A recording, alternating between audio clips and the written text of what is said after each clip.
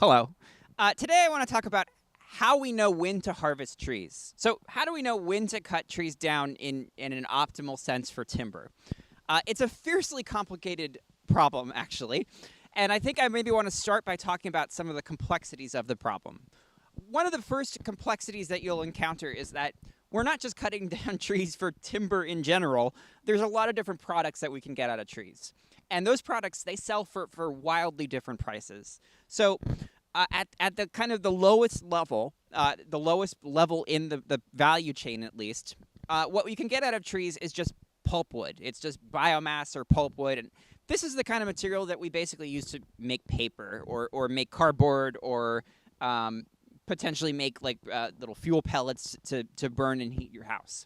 Now, pulpwood does not sell for very much money, but you can get it out of pretty much any tree, any size, any kind of stem form.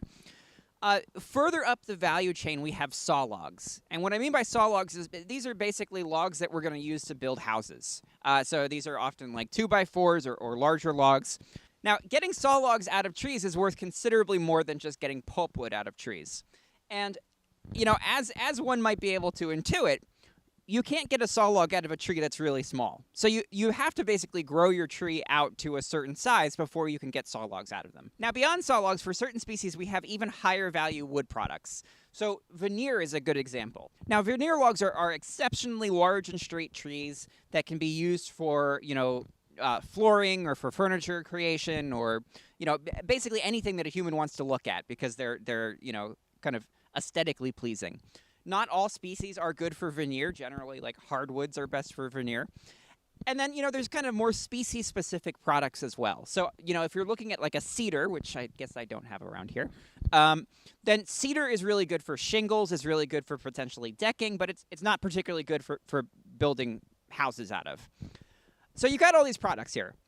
And the products, they sell for dramatically different prices. So here's a pricing sheet put out by the state of Maine to basically describe what these different products sell for.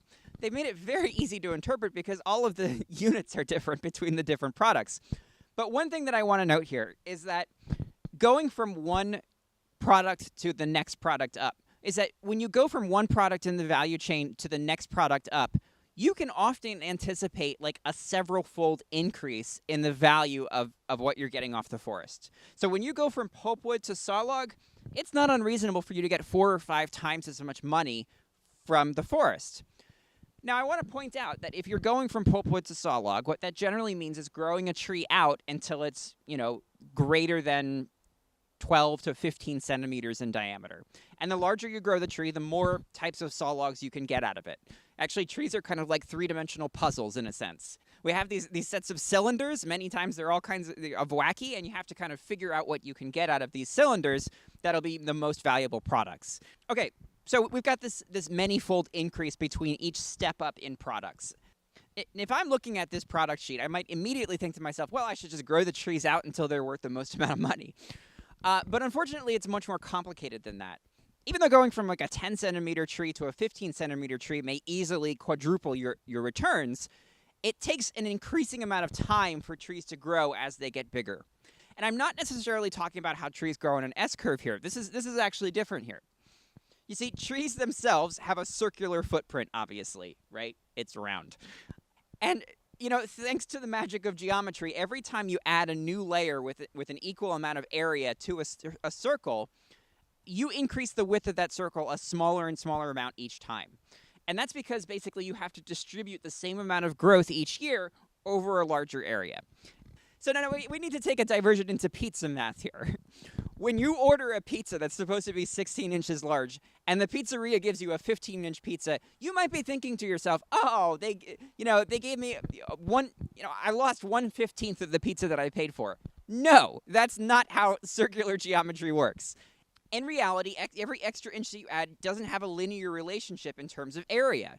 And so when you get a 15-inch pizza that was supposed to be 16 inches, you're actually losing about 1/8 of the pizza.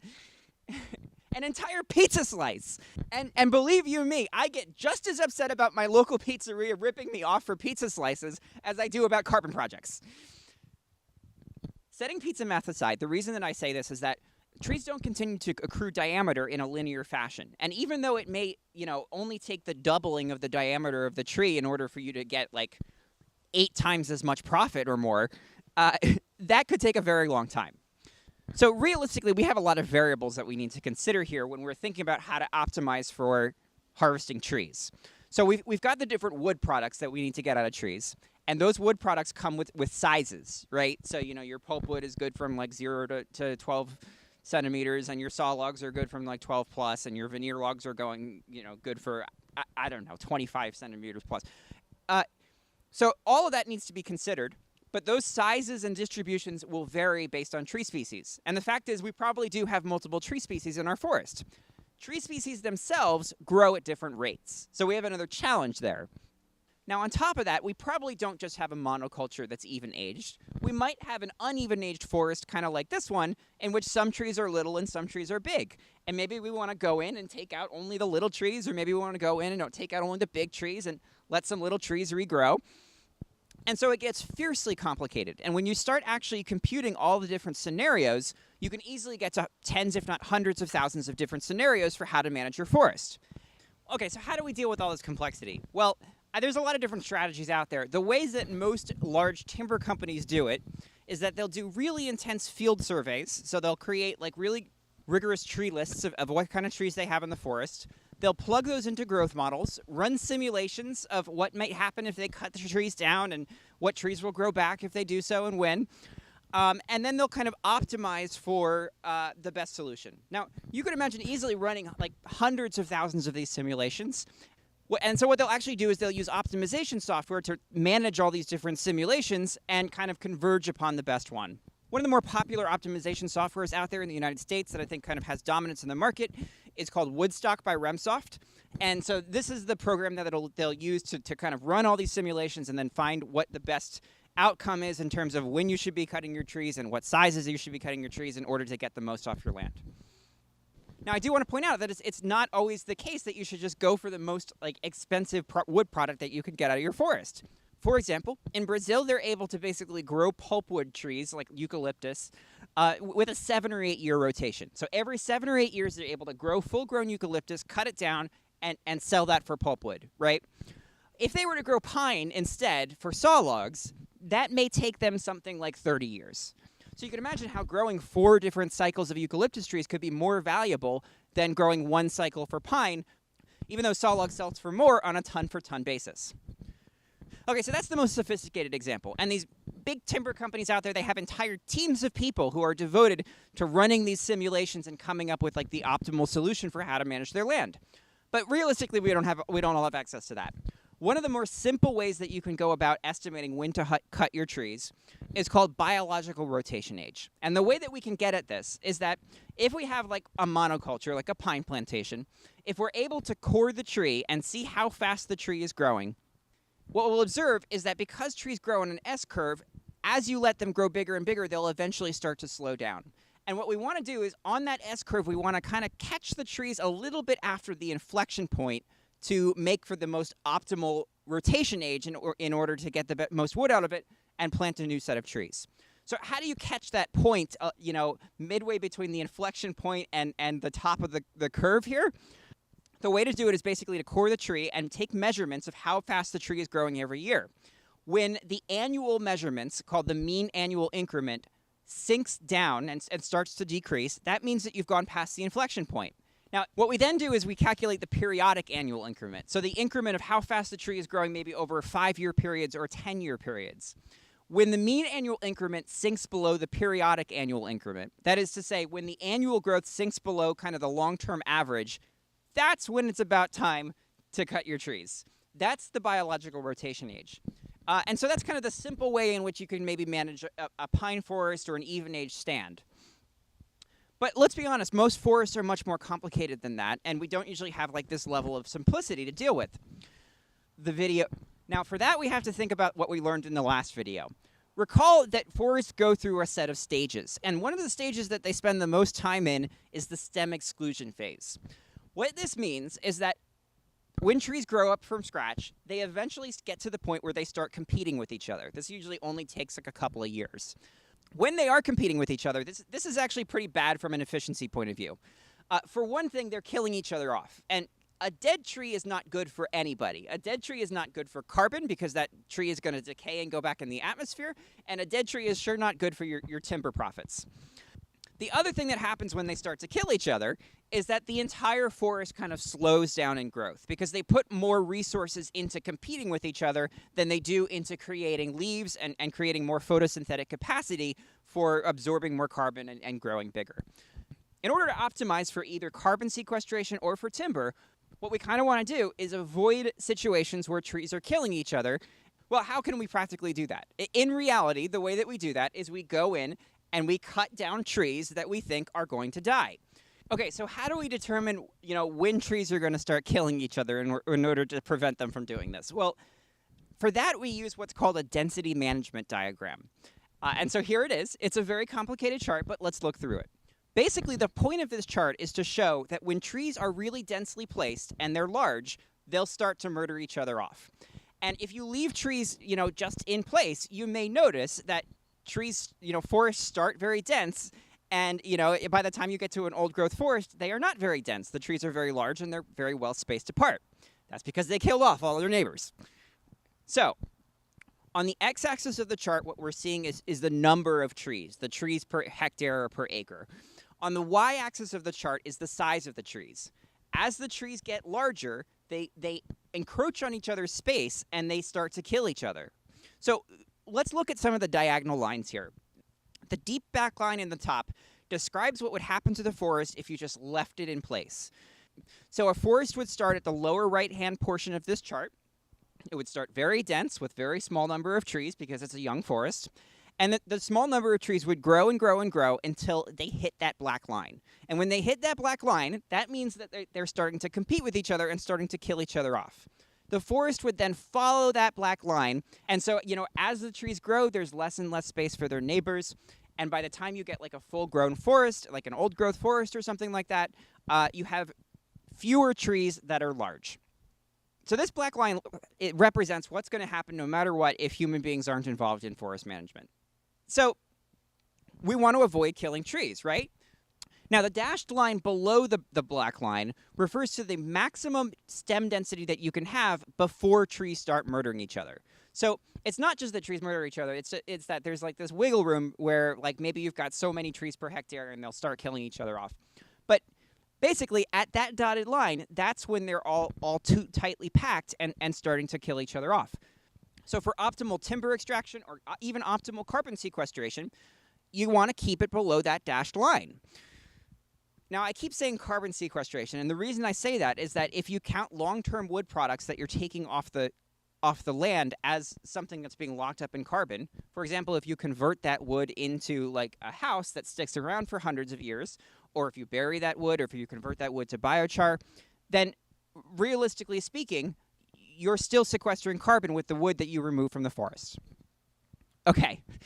What we would then want to do is basically thin the forest down to below that dashed line that we see below below that next dashed line down on the chart. Okay, but there's a hitch here because there's another dotted line on that graph. And what that lower dotted line shows is the density at which, if you thinned the forest down to that point, if you took out if you took out trees from the forest until the stem density reached that point on the graph, the forest wouldn't be able to recover. Anything below that dotted line, the trees are so spaced out that they're not able to fill in the gaps, and sunlight is going to just fall on the ground. And that's kind of a waste of the forest in terms of carbon sequestration or in terms of wood products. So we don't want to thin below that lower line, and we do want to thin below the upper line. And so with a density management diagram, what we basically try to do is we try to keep the forest in between those two dashed lines as it grows. And so you could imagine, forests grow up to the first dashed line or maybe up to the black line. We thin it down. It grows up again into the dashed line again. We thin it down, et cetera, maybe 2 or 3 times. If you're maybe on the West Coast and you're dealing with like forests that you're going to clear cut in the end, you might thin it 2 or 3 times before you clear cut it. If you're on the East Coast, what you might want to do is try to cycle the system. So you'd be trying to potentially thin it down and put yourself back on track towards the bottom right of the chart. Now, one thing that I want to point out is that the first time that we go and thin the forest, the trees are still pretty small. And it's worth pointing out here that there's a special type of thinning called pre-commercial thinning, where you may want to thin the forest even though you're not actually getting any money off of it. So pre-commercial thinning refers to just when you go around in a really dense forest that's recently grown back and reduce the competition among trees and cut back some of the little trees in order to reduce the competition and allow the forest to grow faster. Pre-commercial thinning, it costs a lot of money up front, but because the forest is growing faster, you make more money in the end. Now, I don't want to get into all the different ways in which we actually want to thin the forest. That's for the next video. But there are a lot of ways in which we actually go in and cut the trees. It's not just a matter of going in and taking trees at random. Usually we want to kind of target trees that are maybe going to die or trees that are kind of overtopped by other trees. There's a lot of ways to think about it. So we'll talk about those kinds of silvicultural thinning approaches next video. What I do want to end with, if you happen to own land or if you happen to own a forest, you may have sat through this video and you may not genuinely know when to cut your trees down. And I hope one of the things that you've maybe taken away from this is that it's actually quite complicated. You could go and hunt down a density management diagram for the forest in your region and try to get between those two lines. But the real solution that I have to offer for you if you own a forest, in the United States at least, is to consult with a forester and come up with a forest management plan. Because in a forest management plan, well, they're not going to go and run 10,000 simulations through Woodstock for you. What they will do is they will kind of converge upon a solution for you that is kind of best long term for your outcomes. So how do you go about this? What's the best way of actually doing this?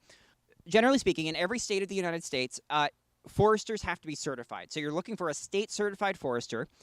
The best two resources that you could go to would be first, maybe your state forestry department, which most state forest services have registered foresters who work there. They're not going to create a management plan for you, but they could at the very least they could put you in touch with people who will.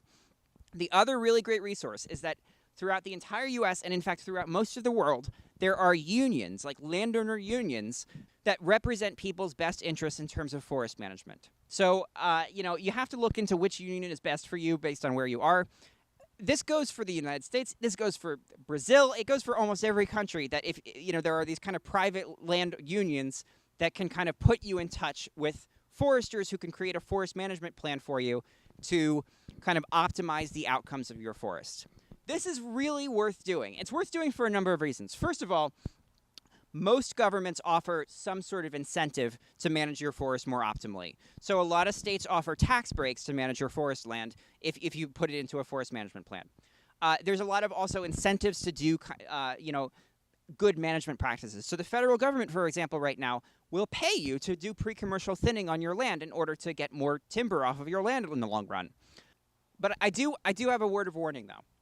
Not everyone out there, even if they are certified as a master logger or a state certified forester, not everyone out there has your best interest in mind. What you want is a consulting forester who is working directly for you.